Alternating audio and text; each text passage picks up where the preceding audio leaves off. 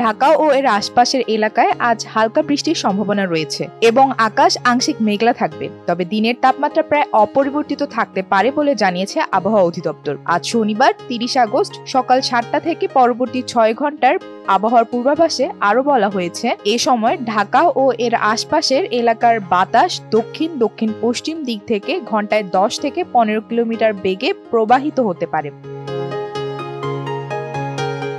আবহাওয়া অফিসের তথ্যানুযায়ী আজ সকাল 6টায় ঢাকার তাপমাত্রা রেকর্ড করা হয়েছে 27.50 ডিগ্রি সেলসিয়াস। এই সময় বাতাসের আর্দ্রতা ছিল 79%। গতকালের সর্বোচ্চ তাপমাত্রা ছিল 34.20 ডিগ্রি সেলসিয়াস এবং আজকের সর্বনিম্ন তাপমাত্রা 27.30 ডিগ্রি সেলসিয়াস।